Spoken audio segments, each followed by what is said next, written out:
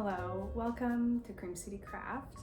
My name is Lana, and this is a place where I hope to share my thoughts and inspirations about my crafting practice. So if you are interested in things relating to natural fibers and knitting and sewing and perhaps some other little crafty things, then I hope you continue to watch. So today I wanted to talk about summer projects and what I have been working on recently. So I guess I will start with what I'm wearing. So this is a linen top that I made a couple summers ago, actually, from fabric from Elizabeth Suzanne. She is a designer and she designs clothing and patterns, and she also has her own kind of range of fabrics, and this is her linen gauze that she made years ago. I don't think she makes it anymore. I haven't seen it on her website, but it's one of my favorite fabrics and it has this really beautiful texture. You can see the texture here. It's really lightweight and breathable and great for hot summer days. And so yeah, since she doesn't have this fabric anymore, I do cherish the things that I've made in this material. But yes, this is a nice summery thing. This is the Georgia tee, I think is what it's called. It comes as a t-shirt, a midi dress, or a dress, and then a longer dress. So there's one that's knee length and then one that's to the ankles. This I did actually originally make the dress that went to the knees, but I didn't like it so much. I don't know, I just didn't find myself wearing it. So I just gave it a little chop and made it back into a t-shirt. I did make one modification or change to the pattern, and I added a split hem here, which is not in the pattern. I don't know if I did that actually entirely correctly, but I do like to experiment and to just kind of try things for myself and see how it goes. So yeah, I gave it a try. I basically applied it facing to the back of that split. So on the underside, there's actually another piece of fabric to give it that clean finish to the edge. Yeah, so that's what I did with that. I was just, playing around. And then the other thing that I made that I'm wearing is my necklace. And this is a beaded necklace that I made this summer at my bachelorette party. I'll scooch in so you can see it. This is smoky quartz, peridot, and some small little pearls here. And I found all these beads at a shop in Portland, Oregon. I was there for my sister's wedding, and we also did my bachelorette party the day after her wedding. So it was a pretty full weekend, but we stopped by a bead shop and picked up some beads to make things with. My sister is skilled at beading, so she had a lot of tools and supplies already that we would have needed to purchase otherwise. So it was really helpful for her to bring those for us, and we had a great time making things. I also made a couple of earrings, which I will show you, or I should say a pair of earrings. And these, I can't remember the exact stones. I think the large one is a carnelian of some kind. I'm not sure. It looks like rose quartz, but it's not. Not sure if that's focusing, but yeah, it's just a kind of a dusty pink, a amethyst purple, and then a white. I think the white one is howlite. But yes, they're on a sterling silver little clasp, and they are cute little dangly earrings. So those are some of my non-fiber related crafting items. But I did bead a lot when I was younger, and it is something that is fun to do, and it's a nice way to kind of incorporate some handmade things that is not clothing.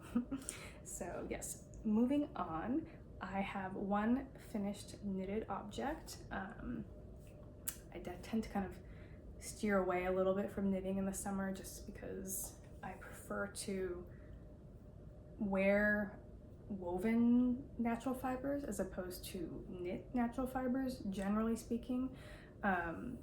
It is harder on my hands to knit with plant-based fibers like cotton and linen. And so, yeah, so I typically don't knit with those fibers, but I do like to sew with them. However, with my knitted object, I wanted to write a pattern for something and hopefully release it soon, so that it's ready for the fall. So I did finish it, and it's right here. And it's just a little scarf. I'm calling it the Usia scarf. And it is a brioche scarf with these angled ends. And I made it in the Illimani Santi yarn. I think it's the Santi 1. And it is a blend of alpaca, silk, and yak, I believe. I think that's the 3 fibers. It's very soft. It's very luxurious feeling. And yeah, I called it the Usia scarf because Usia translates to substantial in Greek.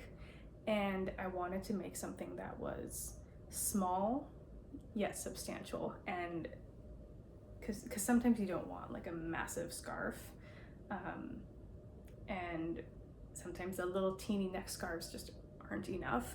So I wanted to make something that had the ease and simplicity of a small scarf, but provided more warmth and substance. So that is what I made here. And I know we're talking about summer, but here we are. And so yeah, it's about this size. You can wrap it around a couple times. So it's small, but it's not tiny. You could even make it a little bit more snug and go around 3 times. Do a little scarf like that. Or you could just do the classic kind of over the shoulder as well, which I think looks very nice. There's, endless ways to style a scarf. So I do like this length and width. It did take a number of trials to get the right kind of proportions, but I'm really happy with how it turned out. So I'm hoping I will be able to, actually I wrote the pattern, but I'm not entirely sure if it's like correct. So I might need to have some professional help with that. But yeah, I'm excited, and I do have plans to make more patterns, more knitting patterns. But yes, it's very cute. So I'm gonna put that there. And then I do have 2 other knitting items. So the first one was the precursor to this Usia scarf, but I decided to make that one as I continue to work on this one. So this is the same kind of concept of brioche scarf. Sorry, I just thought I saw a mistake in my knitting, but I think it's okay. All right, so this is made in, what is this made in? Juniper Moon Farms Harriet Fine. They're calling it a lace weight. I think it's more of a heavy lace or light fingering. But this is going to be a large brioche wrap. I'm taking inspiration from a travel wrap that I have that is very large. It's actually wider than this. It's basically a big rectangle. And it is amazing when you're traveling because it can double as like a blanket. You can wrap it around your head and create a hood, and you can drape it over your whole body while you're on the plane, and it's just really handy to have. So I wanted to recreate that. And so I decided to use this fabric this yarn because it's so soft and has this beautiful drape to it, as you can see, very drapey. But because brioche still is a voluminous texture, it has some like squish and volume to it. I didn't want to make it too wide because I didn't want it to be too difficult to wrap around your body, right? So I did make the dimensions narrower than my travel wrap that I have that is store-bought. But the concept is still the same. I wanted it to be something large that you could wrap around your whole body, that you could double as a hood, etc. So kind of the opposite of this little guy here, the kind of opposite end of the spectrum when it comes to substantial. This is like quite literally substantial in size and shape and function. And yes, so this is definitely a long-term project, knitting a very long, wide brioche scarf on, what is this? 2.5 millimeter needles with heavy lace weight. So this is definitely a long-term project, and I knew this is not going to get done anytime soon. However, it's a great project to have just to kind of pick up and put down whenever. It's so simple, you know, I mean, brioche back and forth is pretty straightforward. So it is a nice change from stockinette. If you want something that's, I don't want to say mindless, but you know, you don't have to have the pattern in front of you. You don't have to keep track of rows or stitch counts or anything like that. So it is fun and engaging, but not too, what's the word? Involved, I guess. So yeah, I'm hoping to have this just kind of sitting on the back burner. I can pick it up when I'm sitting on the couch watching TV or something and just work on it.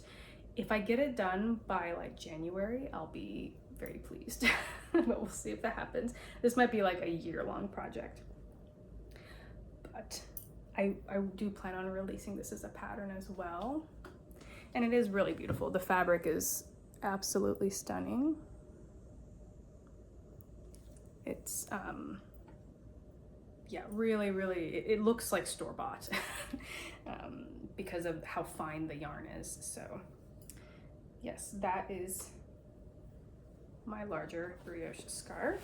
And then the last project I have is definitely more of a summery project, and it was definitely a spur of the moment cast on. It is the Juno bag from Petite Knit. And as soon as I saw this, I knew I had to make it. I'm not on Instagram or anything, so I saw it on her website as a coming soon pattern. And yeah, I just was like, wow, that is such a cute little bag. I need to make it. So I purchased the pattern immediately, well, as soon as it was released, and I had purchased the yarn previous to that. So as soon as I saw the pattern, I bought the yarn and the appropriate leather goods from Petite Knit, which is the first time I've ever ordered any kind of physical things from her. But yeah, it's fine. And this is what I have so far, which is just the bottom of the bag. I joined in the round, and I have about, I don't know, half an inch, 3/4 of an inch done now that I'm in the round. But this is absolutely murder on my hands. It is so hard to knit on for me because of the yarn. It's Creolino from Lang. It's 100% linen yarn. I'm not going to get it out because it's kind of a mess, but it's very, I mean, it's so rigid. It's like rope basically, and for me that just destroys my hands. It really makes my hand and my wrist fatigue a lot. And so I worked on this, and now I have to take a break because my hands just can't handle it. So yeah, this probably is not going to get done this summer, but by the end of the year it should be done. So I was hoping to have it done by, like, I don't know, in like a couple weeks. You know, it's such a small little thing, but yeah, it's better to just stay healthy. So I'm gonna keep on working on it, but probably only like 2 rows at a time, and then take a couple days off. And yeah, it is fun to knit on, though, I have to say. The pattern is really, or the stitch pattern is very fun and not too complicated. looks very impressive, and it's perfect because I've been wanting a kind of woven knit bag for summer for quite some time now. And yeah, this just looked really cute, and I love a small bag. I generally wear a small bag. So yeah, that's that. I'm using my ChiaoGoo. I have one metal and one wood. What I do usually is I have a smaller needle on my left side when I'm in the round, so that I can get my working needle in a little easier. And something like this, especially where for me, I feel like I'm having to fight the yarn because it is so rigid, it is helpful to have that. And unfortunately, I only have the one bamboo needle from ChiaoGoo. I have switched over to the bamboo and wood needles this year because it is, for me, it feels better on my hands. Also, I need a 5-inch needle. This is from the ChiaoGoo set that is 4 inches, so you can see the difference. And for me, that 1 inch makes all the difference in the world. I think it's because I have quite large hands. Right, this is the 5-inch needle. So I have to hold the smaller needle in my hand is I end up having to like really grip onto it because it's just so tiny in my hand, whereas the longer needle, I feel like it just sits better, and I don't find myself kind of clamping on for dear life. But yeah, I would be curious to invest in some needles from ChiaoGoo that are the 5-inch bamboo with the interchangeable tips, because I have all the cords from my metal set. But yeah, it's like not an absolute necessity right now, so we'll see, maybe eventually down the road. But I do have my one I have the other one of these broke, so I only have the one long 3mm. I have my other needles are from my other wooden needles are from what is it called? Can't remember the name, but they're like driftwood needles. The name escapes me, but they're very nice. Yes, so that is that. And then on to some summer sewing projects. So I have a couple of things that I've finished this summer. One of them was earlier in the summer, like May, so it was like barely summertime. And the other one I made, I think, in June. So the first one is a dress here, a silk dress. This is in the silk crepe from Elizabeth Suzanne. It is in the shade Rust, I think is the name, but it's, yeah, like a rusty orange. And this is the Crosby bias dress. I think the company is called the Pattern Line, I think. I found it on Etsy. And yeah, it's just a really nice bias cut. It's very long. It's like somewhere between a midi and a maxi length. And yeah, it's just really nice, very drapey. There is a facing for the bust here. And you make these tiny little straps, and it just feels really elegant to wear. I've worn this to a wedding. I've also worn this to a gala. And yeah, it's served me very well. So yes, and I did wash the silk. I think I washed it and air dried it, so it means that I can wash it and air dry it again. I think I washed it on cold, but you can wash this fabric on hot water. It will shrink up a little bit and it will become more matte of a finish. And I have done that with the navy version of this fabric, which I have sewn with before, but this one I did wash on cold, so it has a little bit more of that shine, but it's really beautiful. And yeah, it's a lovely pattern. It feels very fancy. I don't know, it feels fancy when I wear it. And I will say bias cut things, this is a very easy pattern, right? There's 2 French seams and a facing situation at the top with the straps, and then the hem, which the hem you do a baby hem.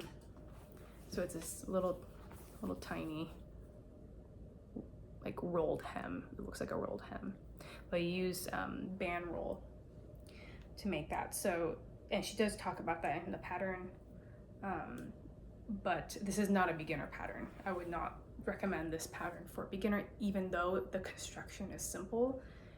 Working on the bias is very challenging, I think, especially with something like silk. It's so, it feels like you're just working with water. It's so fluid and malleable, and it's just, it can stretch out. It can, you know, it's just really, it's really hard to work with. I'm not gonna lie, and it can create a bit of a nightmare if you like don't cut it right. Like the cutting of this is probably the hardest part of the whole process, is just cutting the fabric out, because of how fluid it is and how easy the fabric just wants to move. So yes, but if you're an experienced sewist, if you've worked on things, or if you've made projects, you know, sewing things on the bias and that, it's not hard to do. It's just, it can be tedious cutting it out. That's all I'll have to say about this. It is worth it though. I think it's a really great garment to have in your closet. It kind of goes with, you can wear it with a lot of things. You can wear it casually, you can wear it dressed up. So I did lengthen it as well. It's longer, this is longer than what is in the pattern. The other thing I made is a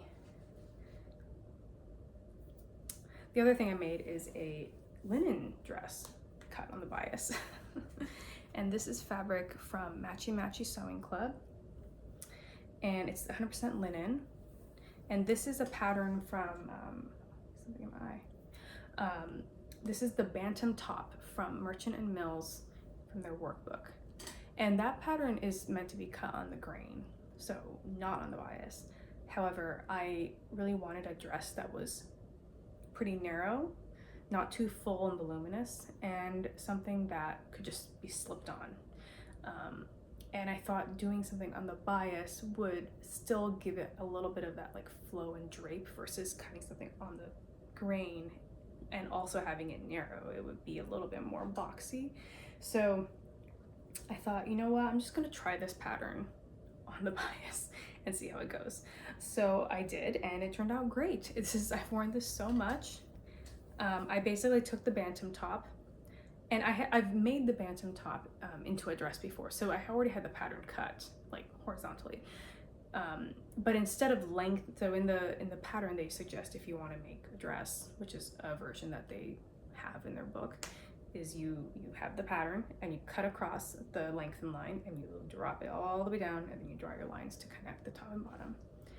I did that, and on me it was so narrow that I couldn't go up and down stairs, and so I had to fuss with that garment a lot to make it functional. I'm not going to get into it now, but I knew I didn't want to do it that method again. So basically what I did was I just kept the pattern pieces together and then just drew a line out, and I angled it out into a slight A-line, and I just used a long ruler and drew my angles, and I just did this directly on the fabric. I didn't like create any new pattern pieces.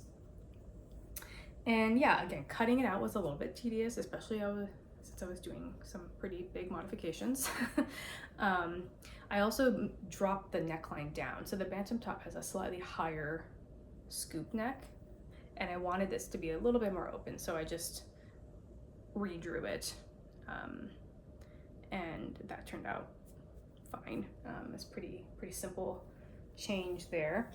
I did do the bias binding per pattern, so it's on the outside, which I think adds a nice little like contrasting detail, and I added a little tag to the outside as well. This is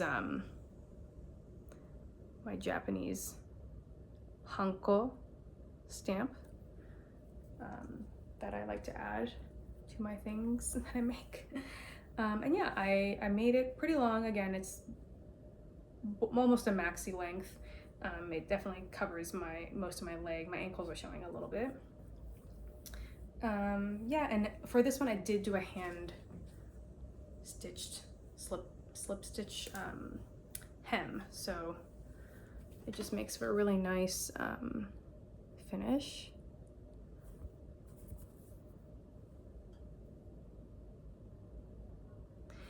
And yeah, it's really not, because it's a narrow dress, it really wasn't that hard to do. I did it in like an afternoon. And yeah, the hand stitching does give it the hem a bit more fluidity. It doesn't have as rigid of a line as machine stitching. So I do appreciate that, and I'm really glad I made that choice. And one of the reasons why I did that was because I didn't want a black line just going straight across all of this, like, you know, there's white or natural, the kind of gray, and then the black. I didn't want a black line just going straight through. And I didn't want to use white either. And for some reason, it didn't bother me on the bias to have the stitching going through like that. It just, because of, there's more going on here. You know, you've got bias tape, and then the bias cut of the main fabric, and then you've got the stitching. It just doesn't catch the eye as much. But for some reason, I thought that if I did it on the hem, that you would just see this like line going across. So that's why I did the hand stitching, and I'm glad I did. So last thing are a couple of plans I have for sewing. Knitting wise, I'm just gonna stick with my scarf and my bag, which who knows how long that will take.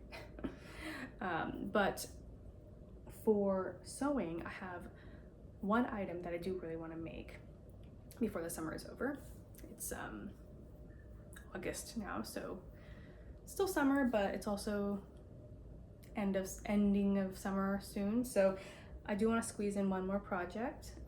And this summer I have been really captivated with this color.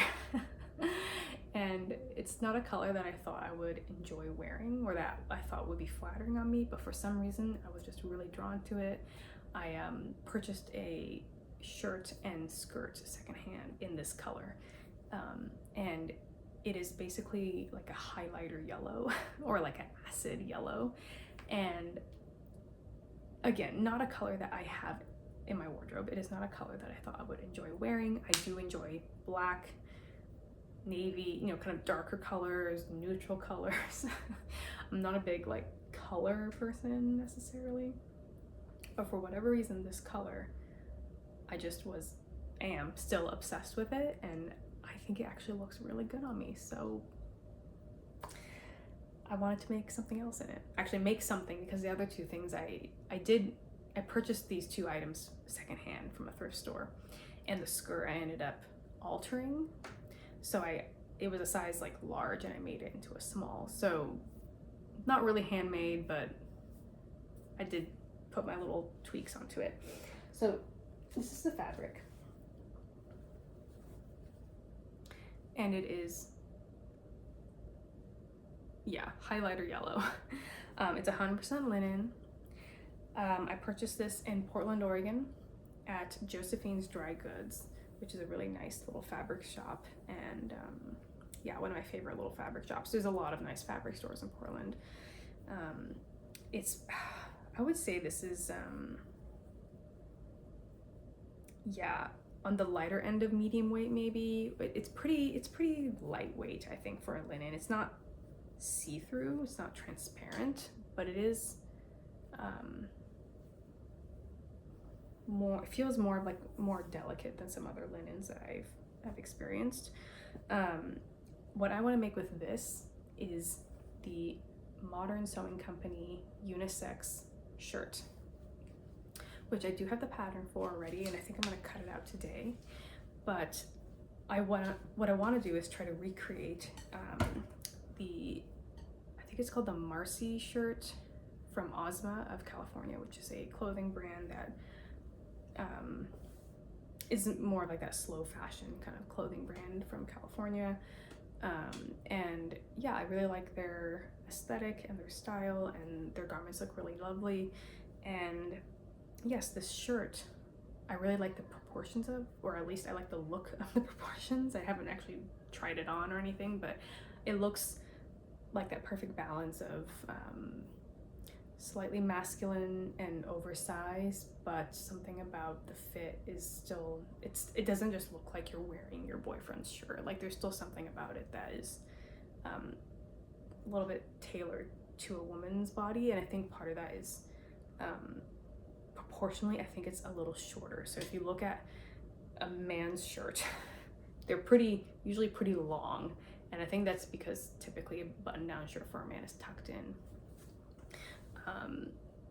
So for me, I definitely don't want it to be as long as a men's shirt. And because this is a unisex pattern that is meant to be worn by both men and women, it is slightly longer. So I am going to use the measurements that Ozma has on their website as a guide. I also measured a shirt that I have already that I like the amount of ease of.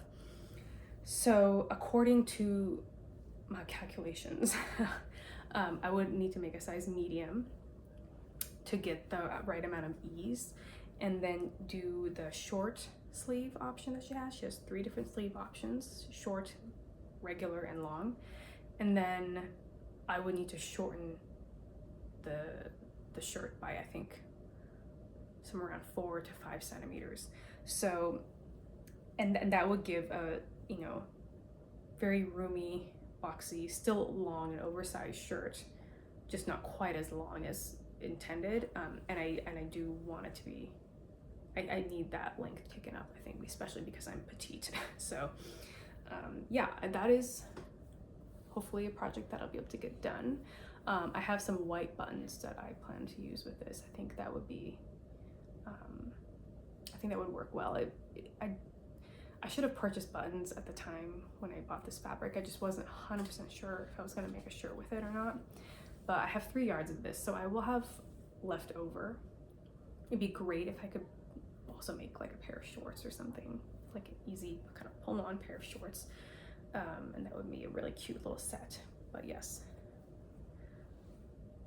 this lighting isn't really doing it justice, but yeah, really lovely. And so that is my one project. I am, however, contemplating on whether or not I should make the shirt first in a different material or different fabric. So I do have some black linen here. And this is the lightweight linen from Elizabeth Suzanne. And I have used this, sewn with this material before in a different color, and it is really lovely, very nice. It is similar thickness to actually this one here. Yeah, so this feels even a little bit thinner than the lightweight linen from Elizabeth Suzanne. So if you have this material, if you've purchased it and used it before, that will just give you an idea of the kind of density and yeah, thickness of the material. So yeah, so I am contemplating on making it first in this black. Ozma does make a black version of this shirt with white buttons, and it is really nice looking. They use cotton though, I think, so it's slightly, it would be slightly different. This would be probably a little drapier, a little bit more crinkly, like rumpled up looking, but a linen shirt I just feel like you can't go wrong with. And given that I do wear a lot of black, I feel like it wouldn't be a waste to do it in black. And I also think when you're sewing in black, you do hide a lot of your mistakes. Just because of the dark material, you can't, your mistakes aren't as visible. Whereas something like this will be more obvious, right? If your stitching isn't perfectly straight or something's a little off, it'll be much more visible in the lighter, brighter color. but I also, you know, want to make something that I'm excited about, and I'm really excited about this color. Not as excited about the black, although I know it will be useful. So yeah, we'll see. I'm gonna cut out the pattern today, and then I'll have to meditate on it a little bit more. I'm leaning towards the yellow just because I want to be able to wear it in the warmer weather. Yeah, so that's all I have for today. I hope that was entertaining and insightful, and I will hopefully talk to you soon.